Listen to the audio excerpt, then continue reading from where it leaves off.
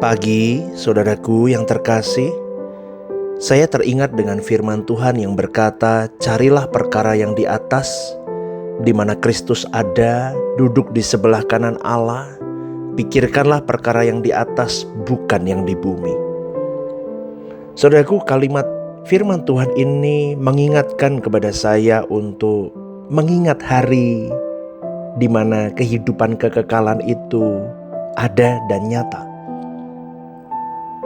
Karena setelah Kristus menjadi hidup kita, diri kita disalibkan, Kristus dibentuk dalam diri kita, pikiran kita diperbarui setiap hari, setiap saat, hidup kita dikuduskan, kita berjuang hidup kudus, kehendak-kehendak kita serahkan ke Tuhan, maka seluruh kehidupan itu memiliki arah yang baru. Ya betul saudaraku, arah yang baru. Apa arah yang baru itu? Kekekalan, saudaraku. Inilah salah satu tanda kehidupan yang sungguh berpusat pada Kristus.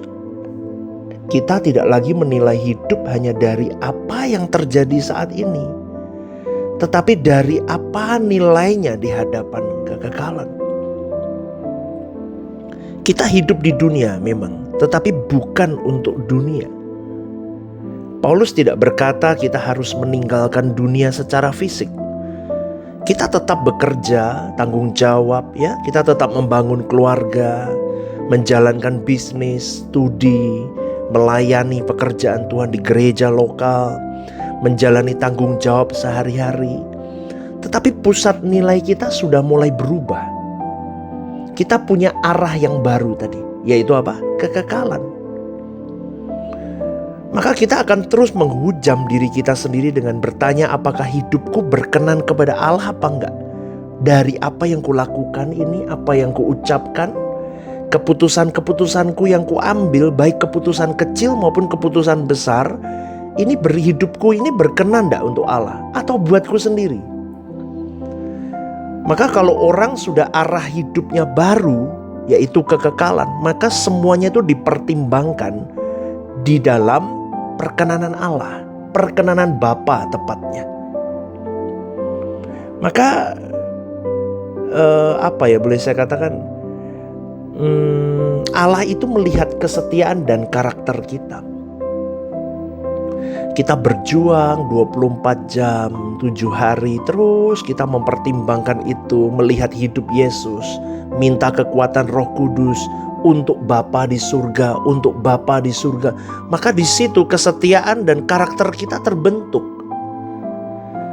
Karena itu kehidupan Kristen bukan sekedar bagaimana kita hidup lama di bumi ini, tetapi bagaimana kita hidup benar di hadapan Allah.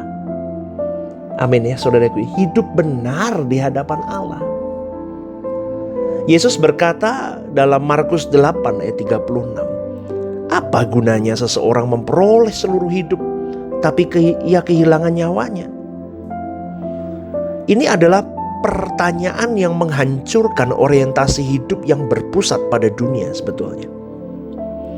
Kita punya uang banyak tapi kehilangan jiwa, buat apa saudaraku? Kita punya jabatan setinggi apapun, sekeren apapun, tapi kita gak punya karakter Kristus, buat apa? Jahat kita jadinya. Betul kan? Kita punya popularitas yang luar biasa, tapi kita gak punya perkenanan Allah, buat apa? Kita punya pelayanan yang besar, yang mega mungkin ya, tapi kita gak punya kehidupan intimacy with God, karena kita terlalu sibuk, buat apa?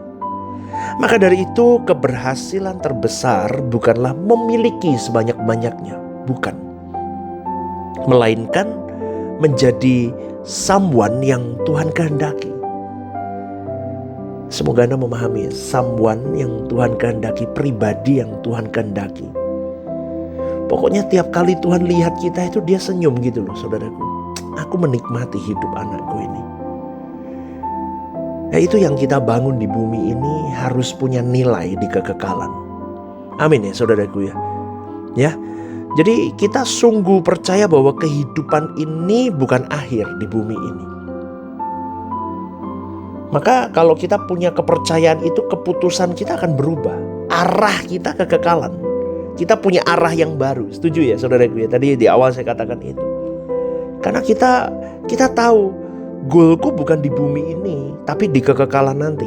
Maka hari ini di bumi ini itu jembatan untuk aku bisa memasuki kekekalan. Maka orang yang begitu memahami hal-hal begini, dia akan lebih serius untuk menghidupi kehidupan yang kudus. Bukan cuma khotbahnya kudus, quotes-quotes tulisannya kelihatannya kudus, kelihatannya wah luar biasa. Tapi kelakuannya kudis, saudaraku. Waduh, itu bahaya, saudaraku. Ya, itu yang harus kita praktekkan, saudaraku. Ada orang, gak ada orang, ramai orang sendirian di atas mimbar, di bawah mimbar, dipajang di pelayanan atau tidak ada pelayanan di gereja, di rumah, di mana, di marketplace. Kita tetap menjaga kekudusan. Dan orang yang tahu bahwa arah baru hidupnya adalah kekekalan, dia gak akan bertopeng. Dia gak pakai topeng-topeng, gak pakai dia. Dia apa adanya hidup. Dan orang begini gak berani simpen jahat-jahat dalam hatinya. Gak berani, saudaraku. Dia udahlah ampuni. Udahlah berkati orang-orang yang menyakiti dia. Meskipun sakit ya, manusiawi. Dia bisa menangis, dia bisa ngomong sama Tuhannya. Banyak hal dari hatinya. Tapi dia murni. Dia tidak simpan jahat sama orang. Orang boleh jahat sama dia. Tapi dia tahu arah baru hidupku yaitu kekekalan. Aku gak akan memasuki kekekalan yang sejati bersama Tuhan dengan Bapa dan Tuhan Yesus kalau aku di bumi ini jahat sama orang. Apalagi ngerusak pelayanan orang. Apalagi ngerusak nama baik orang. Apalagi memutarbalikkan fakta. Apalagi memfitnah. Orang tidak melakukan, kau katakan melakukan ini dan itu. Dan itu dipercaya banyak orang. Kejam itu. Dan itu orang-orang yang model begitu. Kasihan saudaraku sebetulnya. Maka di situ orang yang punya arah baru hidupnya bisa ngampuni orang begitu. Kasihan sebetulnya. Dia akan lebih hati-hati gunain waktu. Dia lebih hati-hati gunakan uang. Uang itu hati-hati dia. Dia gak berani main-main dengan uang. Karena uang itu milik Tuhan yang dititipkan kepada dia. Dia gak berani sembarangan hidup. Dia lebih berani berkorban. Dia berani jadi anggur tercurah, roti terpecah. Kenapa? Karena semua yang ada di tanganku bukan milikku, milik Tuhan. Dititipkan Tuhan untuk aku bisa menjadi bagian dari pekerjaan Tuhan. Menjadi bagian, jadi penjala jiwa. Menjadi bagian, jadi berkat untuk banyak orang. Itu saudaraku. Kenapa? Karena kita sadar bahwa hidup ini akan dipertanggungjawabkan suatu hari nanti. 2 Korintus 5 ayat 10 berkata, sebab kita semua harus menghadap tahta pengadilan Kristus. Itu bukan teori loh saudaraku. Ini firman Tuhan yang tulis. Kekekalan itu bukan teori. Kekekalan itu adalah realitas yang seharusnya membentuk keputusan kita dari hari ini sampai kita menutup mata di bumi ini. Ya, jadi jangan investasikan seluruh hidup kita pada sesuatu yang akan hilang, yang akan berakhir. Harta, jabatan, tubuh, popularitas, pencapaian-pencapaian kita, semua akan kita tinggalkan. Semua akan berlalu.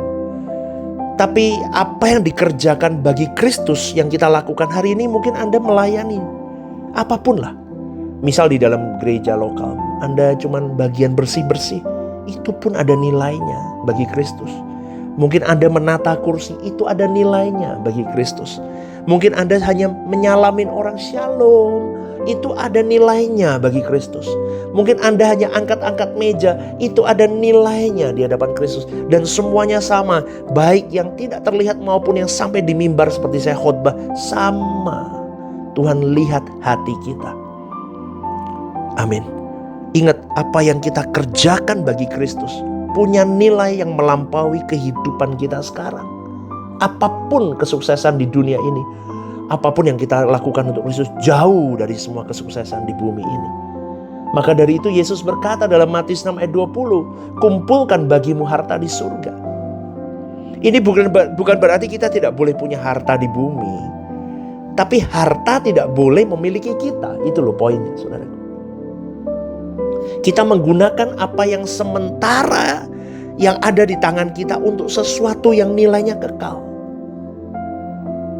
Amin, saudaraku.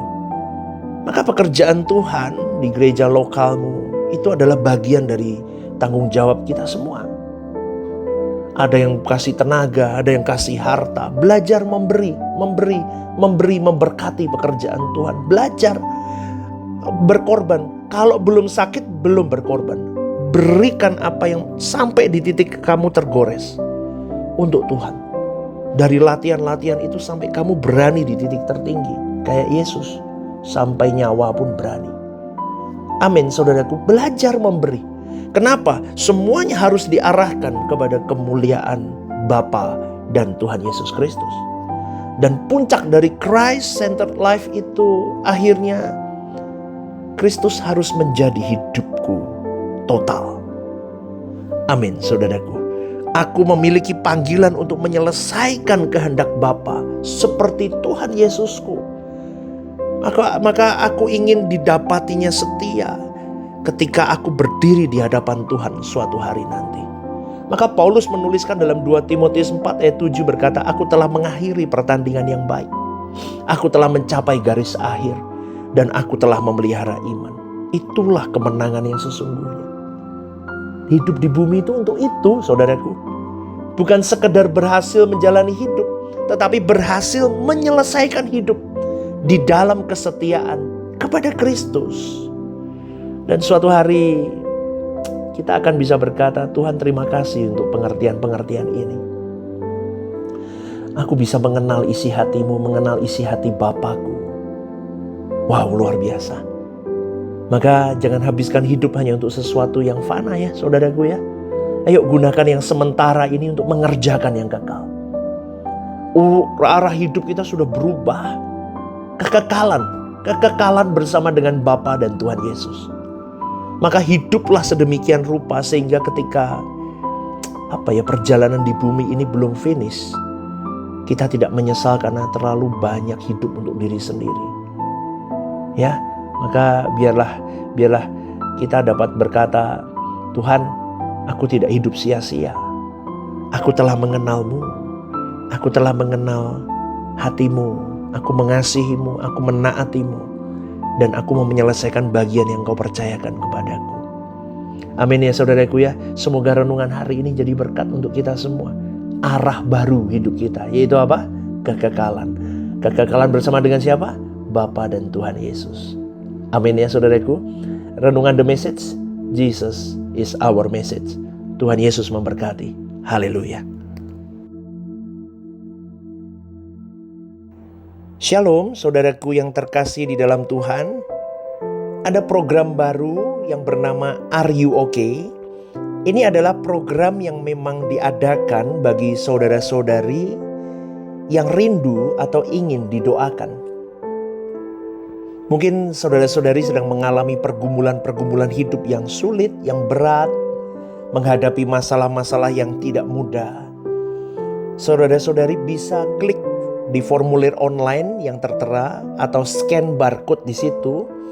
Anda bisa tuliskan di sana apa yang menjadi pergumulan masalah Anda yang ingin didoakan. Tujuannya satu, Anda tidak merasa sendiri. Saya sendiri akan mendoakan beserta tim yang akan menangani ini. Saya akan mendoakan di dalam mesbah-mesbah doa kami.